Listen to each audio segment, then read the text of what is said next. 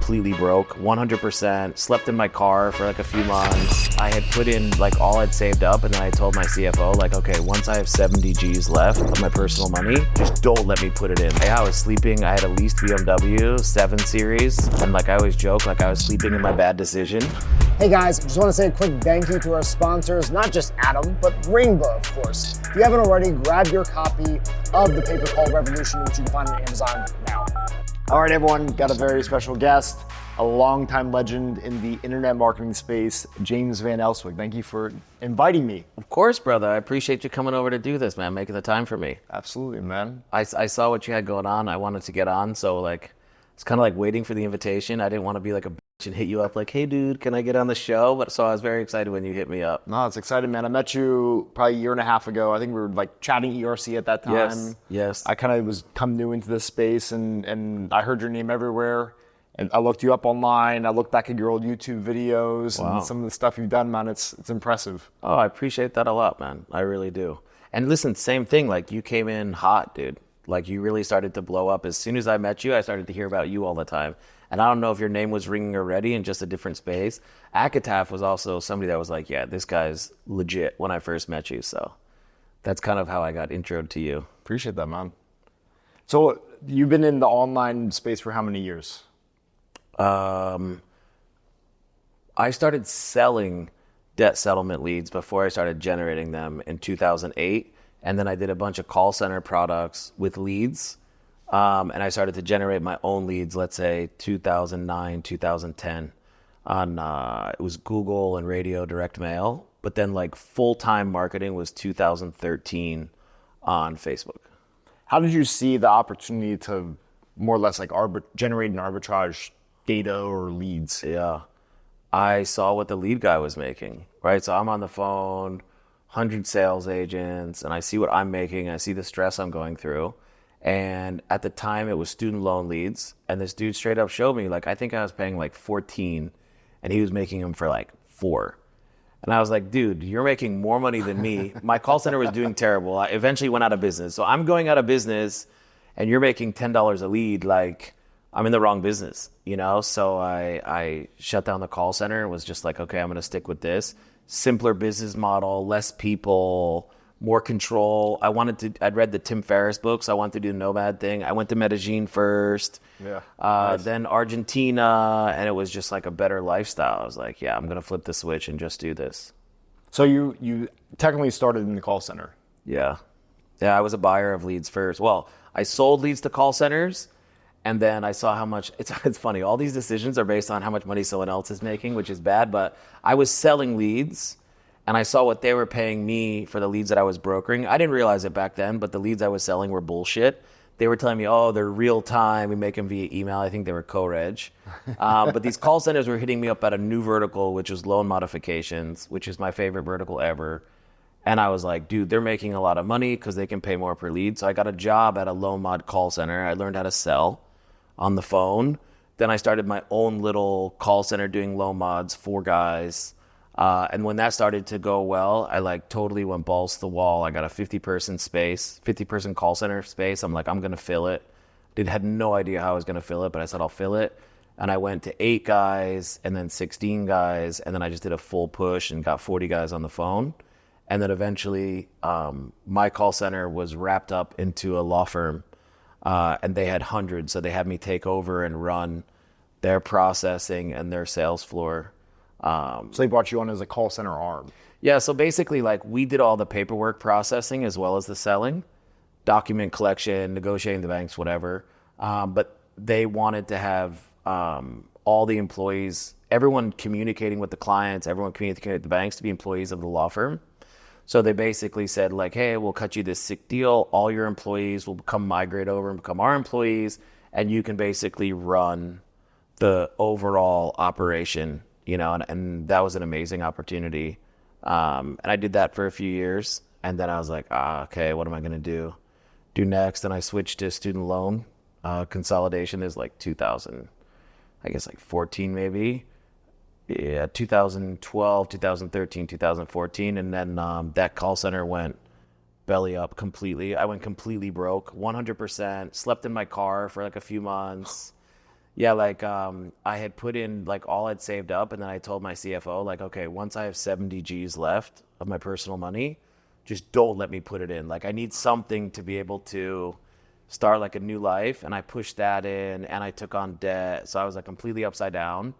And I was sleeping. I had a leased BMW 7 Series, and like I always joke, like I was sleeping in my bad decision, because you think you're balling, you get like something dope, and then when you don't have any money anymore, you're like, "Fuck, I wish I didn't get this." You did this as well? I had a Range Rover, yeah, when I was going broke owning a gym. And you felt terrible, right? I felt so bad every day. You feel like an idiot. Like, it was just shocking. Like, I'm taking showers at like Planet Fitness, and putting on my shirt and tie, sleeping in my car, trying to pump up my sales reps to try to like push. But that was a huge learning lesson. I just lost my ass on that.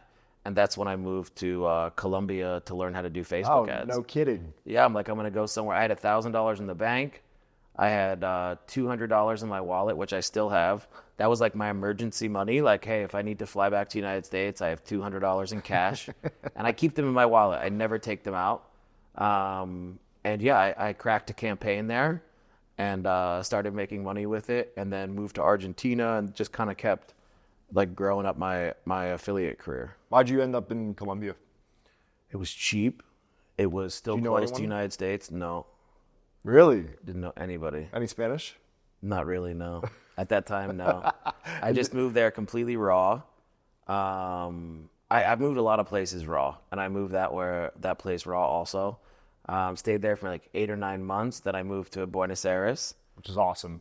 Amazing city. Yeah. I love this city, man. And I didn't know anybody there either.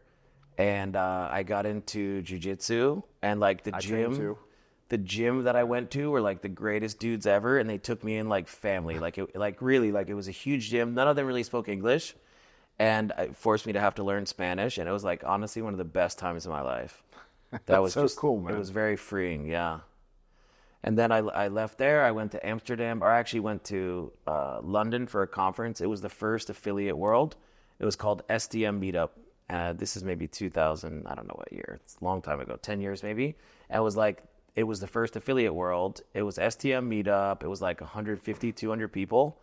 And I had told my assistant at the time, like, I need to stay in Amsterdam after this event. I just know I'm supposed to be there. I know I'm supposed to be there. Let's schedule like a month. And I was going to go there and then go to the Abu Dhabi Jiu-Jitsu tournament, like the big ADCC. And when I went to Amsterdam, I met my wife, like on my 3rd night there. And I met a business partner, and I just never left. I just figured like, oh, I'll stay here until our relationship ends. But like, I mean, we're still married now 8 years later, right? That's awesome, man. Yeah. Super cool. That kind of went off on a tangent, but. No, that's awesome. Well, going back with the student loan offer, why did it not work? Like looking back. Yeah. So it was rookie mistakes, right? Like, I didn't calculate. It's a long float because it was like, I think we got like 300 up front and then like a certain amount per month. And the cost to acquire a customer plus the operating overhead, I was going to run in a negative for a certain period of time and then like cash flow break over the top. But like any of these types of businesses, it takes way longer than you think it does to cash flow. The overhead was too high. I had inherited a lot of like sick management. This was like such a learning lesson, but I had amazing call center managers from the call center before this. And instead of like firing them and starting fresh and lean, I tried to move them over because like eventually I'll need them.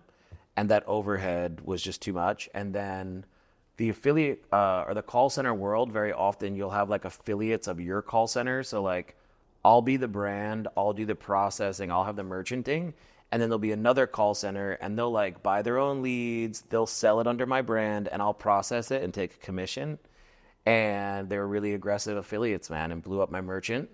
So now all my money was frozen because of them. Chargebacks. Yeah, all this type of shit. And that was just brutal. So just rookie mistakes, like thinking the best of people and thinking the optimistic view of a business. And I just couldn't cash flow it. It was just too much. When you shut it down, you moved to Colombia, you learned the ropes of Facebook at that point. Yeah, I had just started to, yeah. If you had known what you learned in Colombia, learning Facebook, and been able to apply it to the student loan, do you think you would have had a different outcome? Yeah, I would have generated my own leads. Instead of buying them, I would have made them. I would have had a lot more control, right? Because like when you're a call center, you don't really control the flow that well. Like you buy leads, but like, you know how it is, like you're an affiliate. Maybe the campaign's shit today. You don't want to run because you're at a negative ROI or whatever. I could have had a lot more control. I would have cut my marketing costs, which is my most expensive cost, in like a half at least. So yeah, if I generated for myself, it would have been a different game. What was that winning campaign you hit? Student loan. After student loan. loan. It's the same. It's the Yeah, same yeah, yeah. offer. I shut the call center, but I started You kept generating the offering. leads. Yeah, exactly. It was, student loan was great because I knew everybody in the space. I had affiliates, whatever. That once I cracked it, it was like, okay, I had lots of people to sell it to. I understand what quality was. I think that was like a blessing when I started generating leads, was like, since I used to be a lead buyer, I've always understood the back end and the metrics they need, like really how to calculate a CTA or a CPA on their point of view to make sure the cost per lead works. So it was like pretty easy to sell leads. You know, it's also a good pitch. Like, hey, I used to own call centers. I know what's good. I knew all the metrics. I knew all the conversion rates. So it was easy to pitch it, you know. What was it like running ads? This was 2013? Yeah. What was it like running? I didn't run my first Facebook ad until like 2015. Dude, it was like, dude, there was like basically zero tracking. There was a thing called like OCPM. It was like $5 CPMs. And it was like, when I started, it was like right-hand side only. And then like a week after I started, it was like there was mobile newsfeed ads. And I just remember like when I was trying to pace the calls, right? Because there's no conversion events, there's none of this. I would literally figure out like how many visitors on my page equaled how many calls. And I would just watch like Google Analytics and be like, all right, for me to make 30 calls, I need 100 visitors. And I would just watch Google Analytics and just play with the budget all day to try to keep it consistent and try to keep a flow, man. And then I would like kind of figure it out at the end of the day. Like there was so janky. Like there were always like glitches, and some I was too scared to take advantage of. Some of my friends would find glitches, they'd sell them to each other and shit, but I was always like too scared. But I just remember like one time there was like I don't even know what happened. It was some type of thing where the pixel wasn't firing and Facebook didn't know it was going, and they would just flood you with traffic and not charge. You know, and I was just like, oh my God, like, you know, all of a sudden you have 1,000 visitors on your site, and I'm like refreshing, waiting to see what they're charging, and they never charged me. And I was like, no way, you know, like, but I was too scared to really scale it. If that was me now, I would have gone crazy. You know, back then I was like, what if they find out and they charge me later, you know, this type of stuff. But no, it was great. I liked Facebook back then. Policy was easier, obviously. Yeah. It's crazy how expensive this shit is now. Dude, I remember we found a hack in 2018. I was in a big e-com group, and you could set up the campaign in a certain way. There was like 100 ad sets, and I think each one was $1.01. So the campaign would spend roughly about $110. But for some reason, instead of a $20 CPM, it would give you a $2 CPM. It was 2018 when like the pixel was not bad and it worked. We were getting like a 90% discount. Like, yeah, it was nuts. So nice. But there was a campaign creation limitation, so we had to like create 50 campaigns across like 20 ad accounts. Yeah. It was cool though. I mean, that That's really happen. great, dude. Yeah, if it happens anymore. It'll still happen on new channels, man. That's why as soon as I see a new channel, I'm always like, let me find that, because the CPMs are cheap, but also like those mistakes still happen when their ad servers are not figured out yet and stuff. It's like, I love new channels because of that. You know, I don't think Facebook will do it again. I don't think they'll glitch out that bad, but I think a lot of the new ones will still offer those type of hacks. So after you re-cracked student loans as the lead gen, you were in Colombia, you made your way to Argentina, you were still focused on lead gen there. Yeah. Did you start expanding to other verticals by the time you got to the Netherlands? I started to play with solar. When I got to the Netherlands, I started playing around with solar, and I tried it on search and Facebook, but then I became like super obsessed with Yahoo Gemini because it was new. And I had started to have some policy issues with Facebook at this time. That's right. So 2015. Yeah, I started to, because I was like, honestly, I started to get very aggressive with the ads because there was no policy in the beginning, right? And then eventually all of a sudden they started shutting it, and I was like super frustrated by it. And I didn't understand back then that they just know your IP. Like I was so stupid. Like I'd lose an account, I would just start a new one at the same place, same computer, and it would get shut down. I'd be like, dude, Facebook is broken. So I focused on Yahoo Gemini. And I lost a bunch of money on Yahoo Gemini at first. But once I figured it out, I like really pushed on it. And that's when I got into natives and was like, all right, forget Facebook. I'm going to learn Taboola and Outbrain and Yahoo. And that's also when I started doing a lot of solar. You know, So native's been your that was really where I felt that I was very good at it. Like Facebook, like there's so many good Facebook buyers to say, oh yeah, you're really good. Yeah, even if you're really good, there's like hundreds of dudes that are way better that you don't even know about.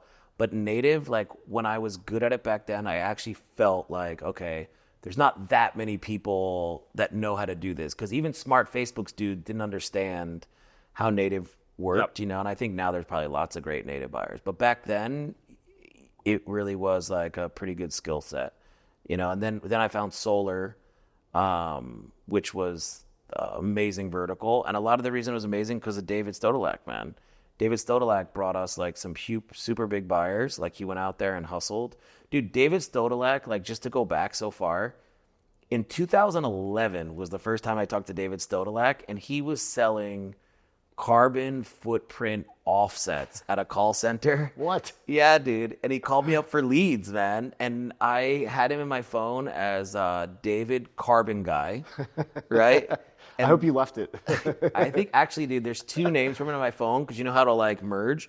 I have David Carbon Guy and I have David the Broker because he would just go out and just hustle solar deals for us. And then solar was the first time that I owned a network offer, you know, and that was like awesome. Like I really enjoyed owning a good offer for the network, just like optimizing it. Just like split testing the offer page like 100 times because like every time I made it better and it would get the EPC better for AFs, it would just like everybody would scale because they were making more money, but it wasn't costing me anything to make everybody more money. Right. And I really enjoyed owning that offer for a while. So today, you have an internal team. Yeah. What do you believe is like? Let's talk to affiliates for a second. Yeah. Someone that's Yeah. publisher, small team. Yeah. Do you build with affiliates underneath you, or do you get really good at building an internal team to scale? Or does it just depend on? Yeah, so at this point, because I'm not that good at media anymore, like I still have some buyers, but I wouldn't say it's our strength, right? And now I'm just playing to my strength. Normally, I will run something a little bit and crack it myself with my peeps and maybe not even make it profitable, but make sure like the tracking is correct. Because usually I'm cracking something from like super scratch, like from the call center side. I got to work with them. I got to like figure out if they can fire conversions and Everflow and Postback and Pixels and all that like nastiness. That's the worst part of this business.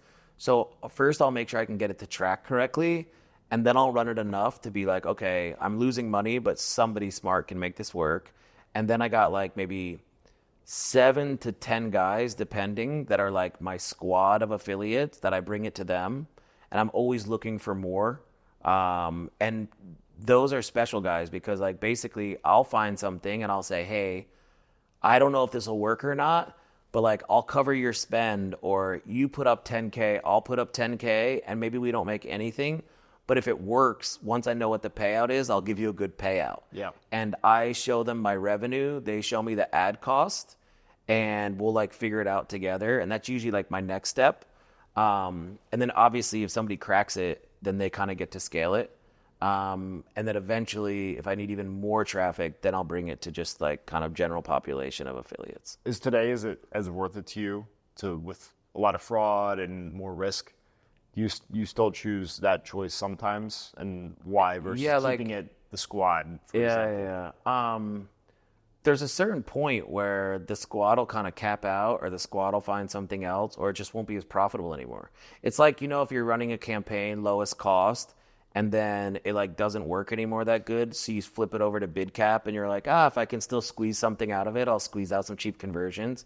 That's usually when I'll take it to the affiliate side, or it's something broad enough that if lots of people are thinking of different angles, it'll continue to go, right? Like there's some offers that like the amount of scale is probably limited to a certain amount of like really big buyers for channel.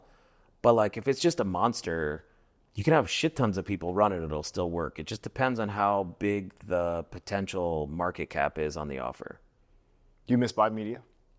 I'm actually buying media myself right now for my wife and I. We have a skincare brand, and I literally like run it myself, dude. What channels? Facebook, Facebook, a little bit on TikTok.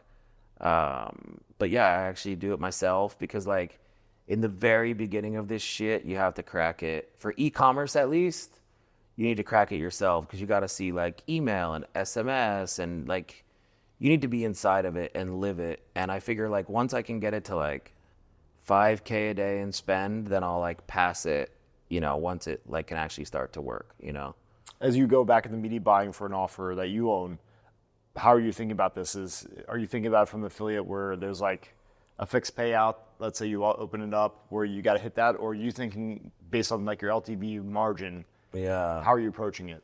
Yeah, so I'm trying to break even. My first goal is to break even what I spend on ads and revenue, including the Amazon spillover, right? So like kind of like blended revenue, break even is like a win.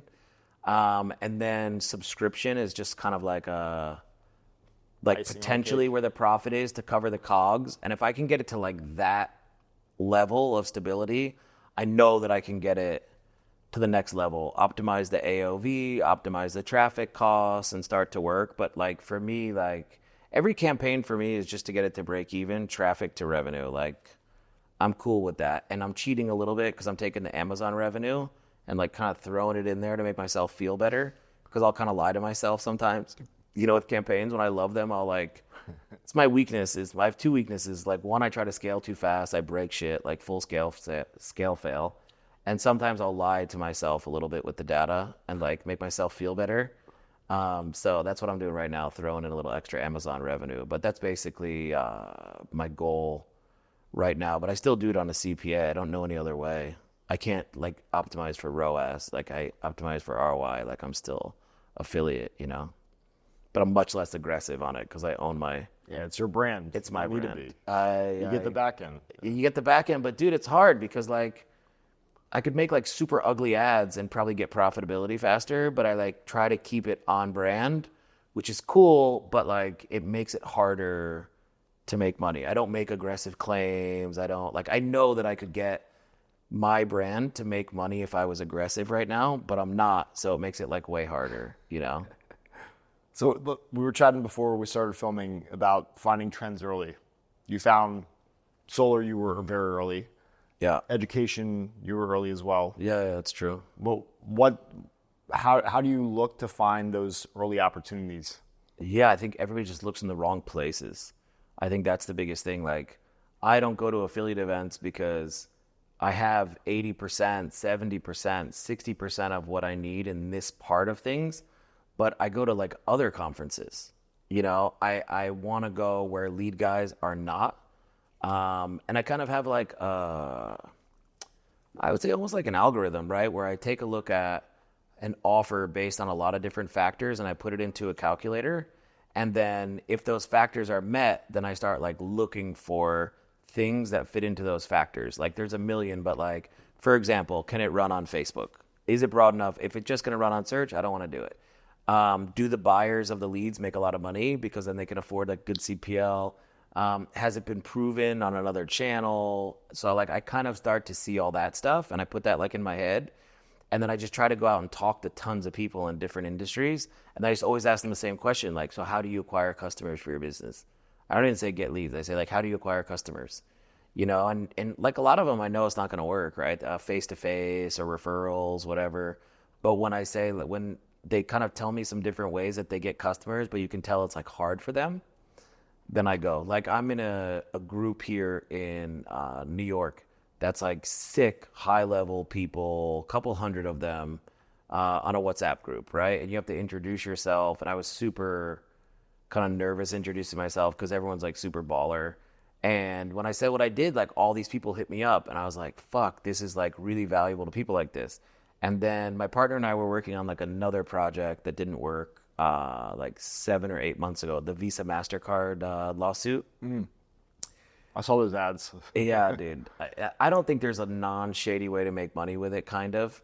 But like we were talking to so many smart dudes here in New York. Like here in New York, all the big money dudes all were like, there's billions of dollars. How can I figure out how to get my piece? Like that was just a running conversation with money dudes, like much older than me, much more successful, but they all were like, how can we get some cash? And I was on a call with like 4 dudes. I'd say 3 of them were over 100 mil, if not over 200 mil. And the other one I don't really know, but also like baller level. And it was basically like a brainstorming where we were all going to share the work and research that we'd done on this Visa MasterCard lawsuit and different ideas we had to try to like monetize it, figure out how to get money out of it. And dude, for the first 20 minutes, they just asked me questions about marketing. Like, well, how do you do like attribution? Like I can never tell if, you know, my team's ads are making sales. Is it TikTok? Is it Meta? And it just, they were so interested in the knowledge in my head that to you and me is like, it's what we do all day. But it made me realize like all of these companies, they need acquisition, you know? And now I just try to find those people that just haven't cracked acquisition and see if I can kind of work my way in there. And I'll kind of pitch them usually like on a rev share or, you know, pay per lead or whatever, and like try to find like a little deal and then kind of go in and see if I can like plant some seeds and make something grow with them, you know? It's cool, man.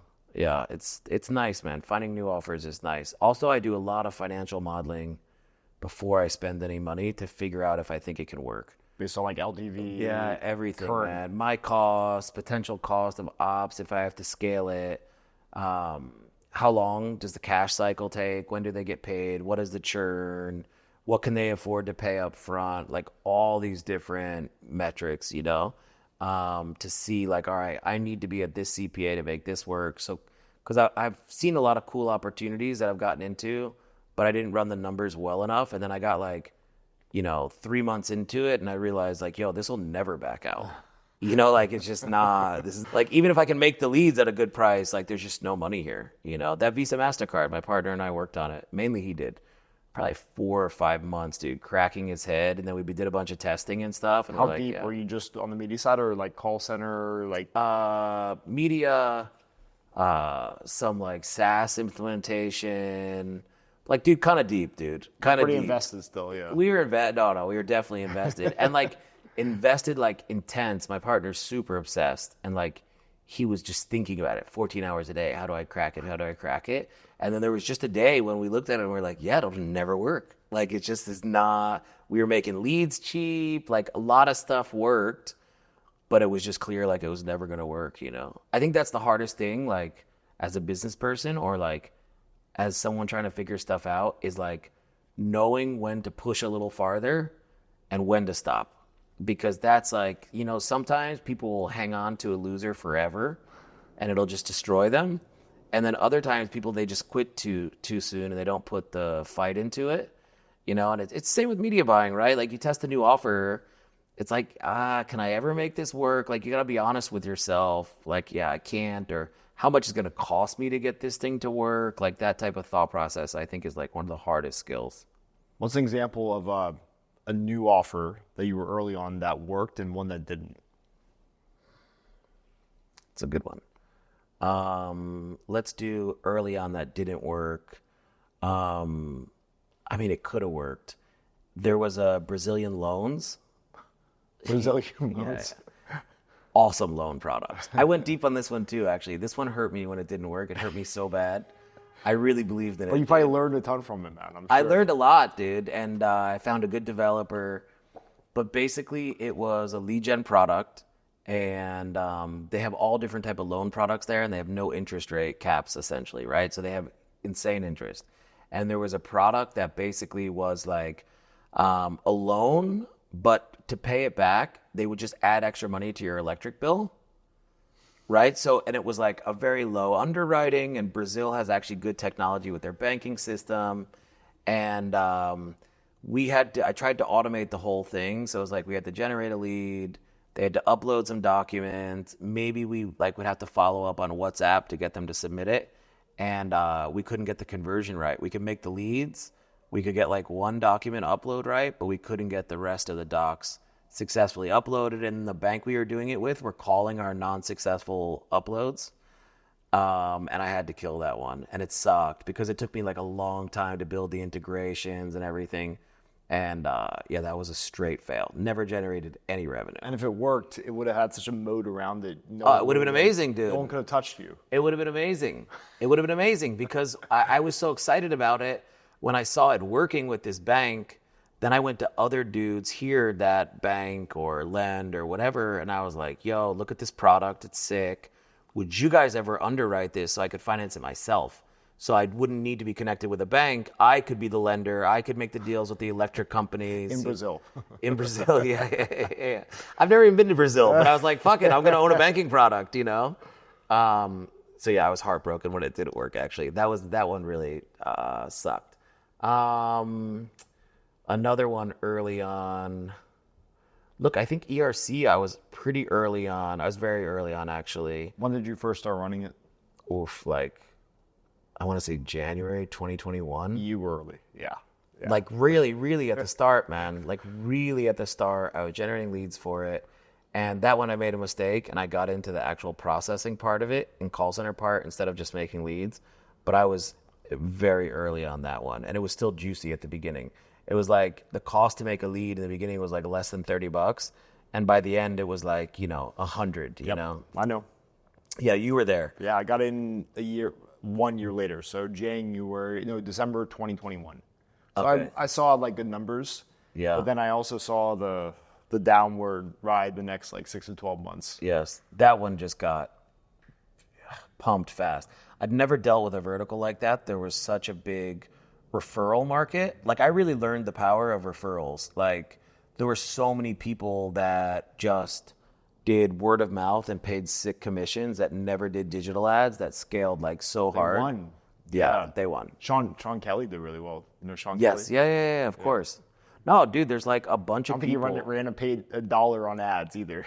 Yeah, I exactly. think it's just all referral networking, yeah. Oh, dude, there's like all the big ones were just all referrals. They found like payroll companies or life insurance, bro. Like people that already had a big network of people and just squeezed them. I'd never been involved in that before. And also like another buddy of mine, he did door knockers.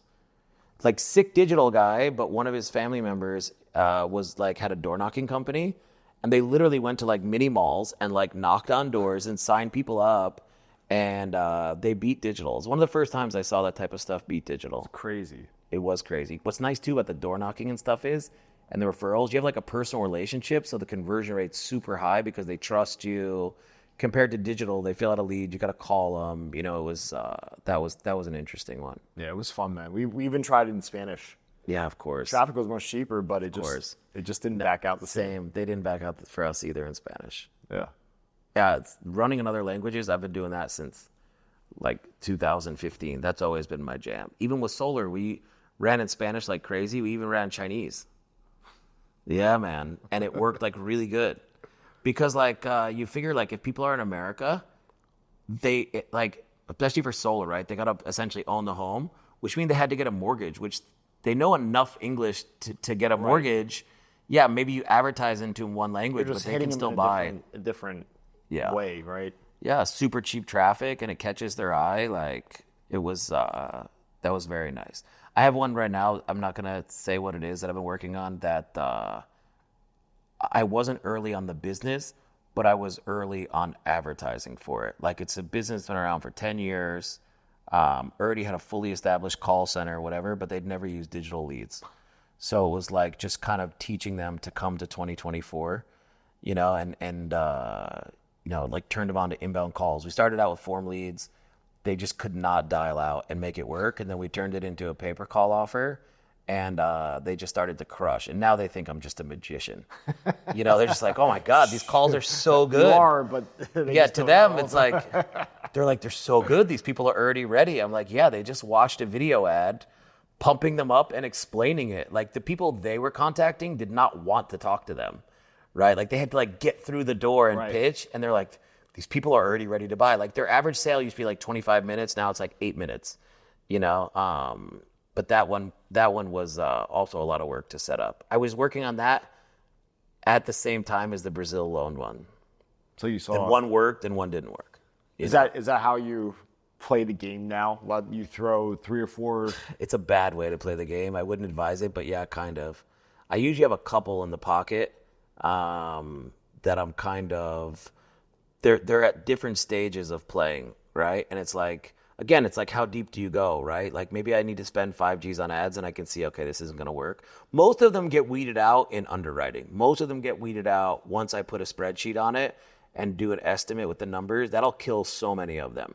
And then if it gets past that, then it'll be like, okay, let's spend a little and see if it can even convert. And then it's like, okay, it converts. Let's get Leadspedia. Let's set up like proper lead distribution and let's get the leads into their CRM. It goes from like Google Sheets to CRM, right? Like now it's like kind of more official.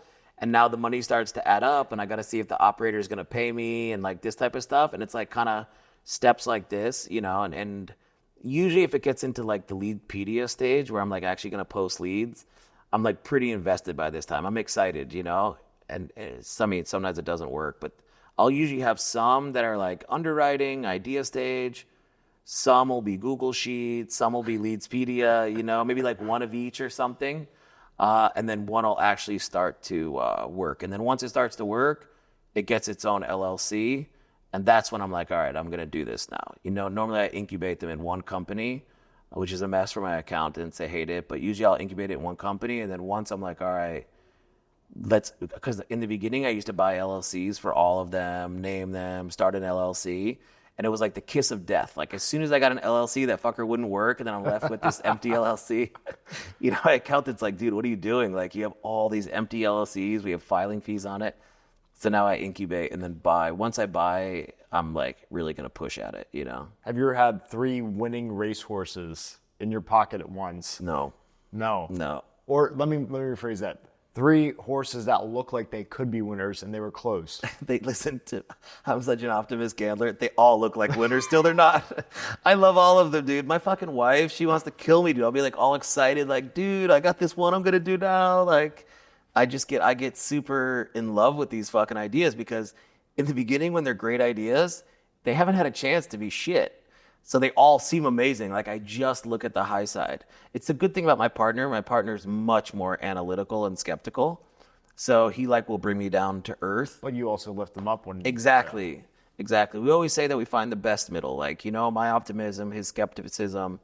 But the difference too is I'm okay investing 20% of my time in something and it failing, where whatever he works on, he wants to give 100%. And then he's like, he doesn't want to see it fail. And I'm like, so used to having so many fails. But yeah, I've never had 3 winners at the same time. You know, that'd be amazing. What's your superpower today? Buying media isn't as strong as super used to be for you. What is your superpower? Look, from a marketing point of view, optimizing funnels. From a technical point of view, I'm still good at getting lead gen funnels to work, right? Like the construction, the order of the questions, when am I asking for personal information, when am I not, what can I ask after it, like that. I still have a lot of part in, and it's still like a good technical thing. It's a ton of leverage. The biggest leverage. That's where I play most of my time. It's just tweaking like the survey flow, even the headlines on the first page. Of course, dude, it's the biggest leverage, man. And also what's so nice about it is like if you fix that, it affects all your traffic sources. So you can optimize one traffic source at a time, and it only affects that traffic source. You optimize your funnel, it affects everything. So yeah, optimizing the funnel a lot is from a technical point of view. I can still get in Facebook with a buyer. Like I can't log into Facebook anymore essentially because it bans the account, like from an old school problem I had. So I always have to look at it on like a Zoom with one of my buyers. I can still go in and find shit from the outside more effectively than people that are in it every day. So that's kind of a skill set. And then I think like on the business side of things is like, there's like that optimism, but like also like the experience to know, like really spend time doing due diligence before I spend money on it. You know, like I kill probably 80% of my ideas once they get into a spreadsheet. Whereas before it was the opposite. You would just yeah, dude, I'd fucking sling anything, dude. You give me a good idea. I'm all excited. I'm in a rush. You'll be like, hey, I got this new offer. I'm like, dude, I'll have it up in a week. Throw it up all sloppy, not think about it, not make a good deal with you. I think also, too, I make better deals now. I actually communicate up front what I think is going to be fair, what happens if things go bad, how are we going to split the money. Like, I don't figure out the money splits right away, because how do you know how to chop profit if you haven't? You know, like there's like some Russian saying, it's like, don't split the fur before you kill the bear. So I try to like kind of stick with that, but I at least like set proper expectations first. And I think that's made a lot of these things go cleaner, you know? What forced you to flip from saying yes to a lot of offers, rushing, like failing fast versus slowing down and being more analytical? That's a good question. Like time, like just like, it's one thing if you lose money on offers, it sucks. But like I started to realize like opportunity cost. If I'm thinking about this instead of thinking about that, I'm probably losing money on this, on that. So I started to be like a lot more careful about how I put my time, and also just getting pickier because I had more experience, but I also had more deal flow. So I could be more picky about the deal flow. If something didn't look as juicy as something else, then I'd be like, yeah, it's not juicy enough. And also people, man. That's the biggest thing I realized is all of these things I've described require me to have some type of a partner in the call center or controlling the processing or whatever. And I realized more often than not, these nice opportunities fail because the partner sucks. You know, they just don't get it. They're not on it. They don't understand data. You know, like these call center guys just do not understand tracking and data. You know, I'm like doing something with a call center now, and I have very strict metrics to monitor the conversion rate of all the sales agents. And like one of the reps was out sick, so he took another rep and just sat him in his seat. You know, I'm like, bro, you just killed all my fucking data on that seat. Like, it doesn't work that way. Like, I cannot do that. So the partners, I've been a lot more selective about the people that I'll work with. You know, just because they're probably going to kill the deal.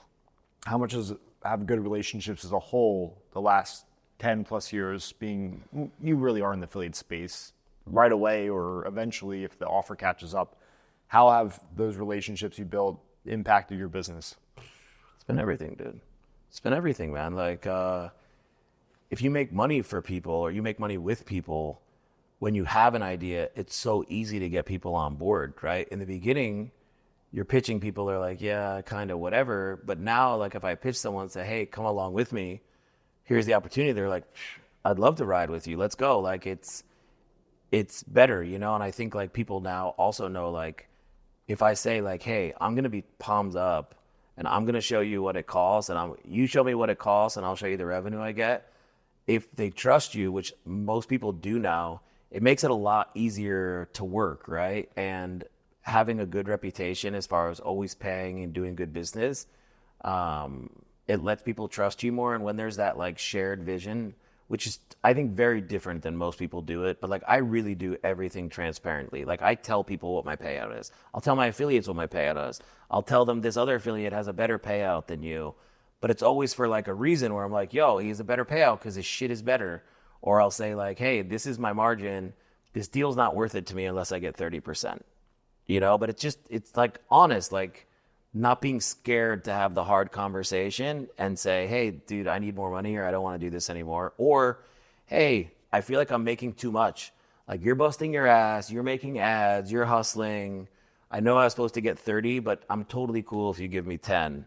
And I think that like having the relationships in the industry allows me to do that. And the second thing is like, dude, there's so many solid people and there's so many solid people coming up. I feel like there's like a new wave of affiliates like in the Pelicon group that these are the new dogs. Like some serious players in there. Dude, they're great. They're young. They're in their 20s. I know, dude. Everyone has gotten way better, way faster. And I feel like being out and about lets me find that kind of talent, and it's awesome. Like they're just smarter. Like straight up, dude. The dudes in that group, like, yeah, I think a lot of them are better media buyers than people my age or people in the last like generation, but they're also smarter with money, credit card points, this, that. Like it's very impressive, man. It's very impressive. It's cool. It's very cool, dude. Like it's really like those dudes would have slaughtered the last 10 years. You know what I mean? Like they're just more advanced than we were 10 years ago. I feel like you actually see like a generational like it's almost like in sports. You see like the next generation come through. Yeah. It is like almost like in a like 5 to 10 year yeah. range. 100%. Dude, that Pelicon group It literally is like the new generation, dude. And like, look, I look at Akatif. He's seen like 4 rotations, I know. you know? And like, you don't know how many people I know who like are super rich that were like, yeah, he got me into affiliate marketing. You know, like he has like generations. Like he taught one guy I know, that guy taught another guy I know, and that guy taught media buyers that I talk to now. Like it is some generational shit, man. It's very cool. The Pelicon group is the first rotation that I've witnessed where I was like, yeah, these are the young guns. This is the new class, you know? What are you most excited about in not just online marketing, but affiliate marketing? Paper call. Man, the first like big thing that I did with leads after selling debt settlement leads was calls. Like Sev Paso, he's super gangster. He taught me calls. Shit. Yeah. And I sold his television calls like 2009, 2010. Like that was my hustle. And he's one of my closest friends. He taught me literally how to sell phone calls. We started out on Call 8, this old system. They didn't even have routing by state. You had to get like a different phone number per state. There were no hunt groups, you know, like really like old school. And now I started obviously working with Retriever as their CMO, partially because I love the squad, partially because I think they are savage and innovative, everything else. But also like I see where pay-per-call is now. And I'm like, holy shit, there's like ping trees. Like I was like, it's incredible now what can happen. And I think that phone calls are going to be everything because like Americans aren't going to answer the phone. Like they're just not going to pick up the phone. Like if you're into lead gen and you're doing form fills, that will die. Like it's just someday that will die. So I love pay-per-call. I really think that's awesome. As a publisher or affiliate, what are the challenges you see today with leads versus calls for like pros, cons on each side? Yeah, I mean, listen, it's a lot easier to make leads and there's better tracking and attribution. But I just don't think it's going to have scale as time goes on because of all the spam calls. People just don't pick up the phone. And I think that calls, the tracking has gotten so much better. The routing has got so much better. There's like more money to squeeze out of it. Being able to listen to recordings so that you're able to write good ads, I think is like the most underrated shit ever. You get a good call center that follows a script and you listen to those calls and you turn their sales script into an ad, the shit will bang. Like people will buy. Like you understand how to sell it when you listen to recordings. So I prefer pay-per-call now at this point.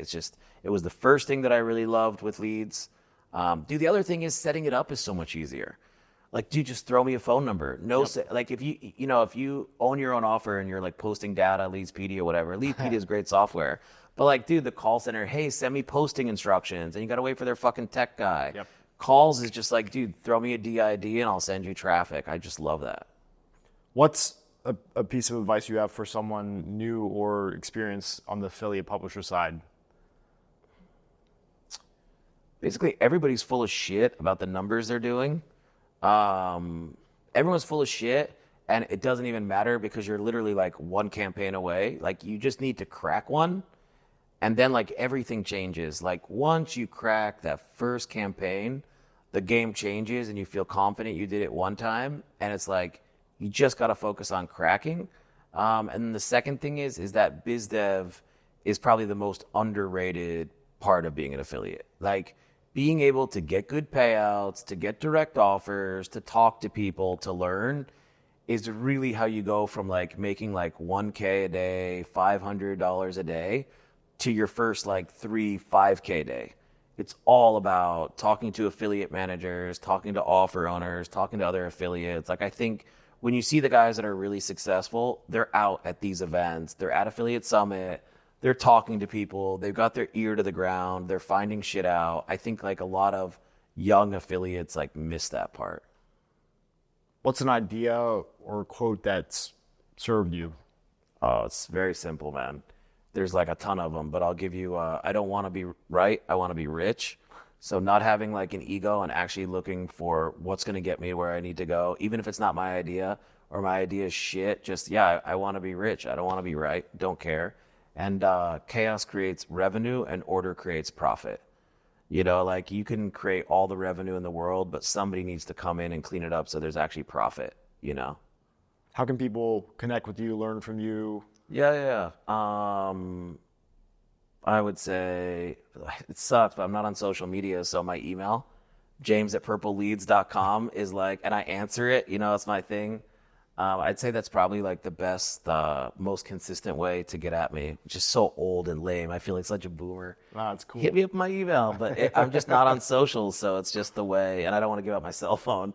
So yeah, James@purpleleads, and I answer, you know what I'm saying? And also, like, I still hop on with people, like, if I can. Like, I got a lot from being in, back in the day, it was the Facebook ad buyers group, right? Tim Bird started it. At the time, there were maybe like 30,000 members, 35,000 members. And like, this was a group of people that helped each other a lot. And you would just help people in the group, and then they would like ask you something, kind of like Pelicon is now very often, Yeah. Red Track group.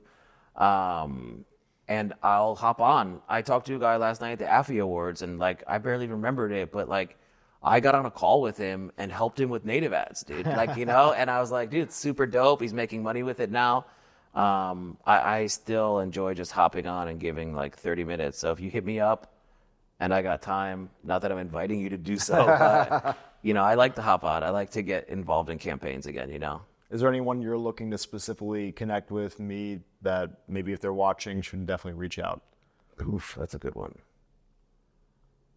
No, but I got something to plug. Pretty soon here, I think probably 2 months from now, I'm going to do an event specifically on starting your own offers, how to find opportunities that nobody else sees, how to build them, and then how to operate them. Because this is like my number one passion, and I think it's like the most value that I can give to someone. Like, if you really want to change your financial situation, you start your own offer, and you start one that nobody has, and then you have something that's like the highest lever activity. Like, you can only work 60, 70 hours a week. If you spend 60, 70 hours on building your own offer that's not competitive, it's like working hundreds and hundreds of hours a week on something else, you know. I think it's a big thing. That'll be early October, late September. Yeah. Cool. Exactly. So I'll make sure for the editing we don't miss that one. Yeah, maybe mid-October, you know, but definitely October. Cool. Brother, it's been a pleasure. Thank you, brother. Thank It's been you. very nice talking I to you. learned a Thank you ton for having from me. you.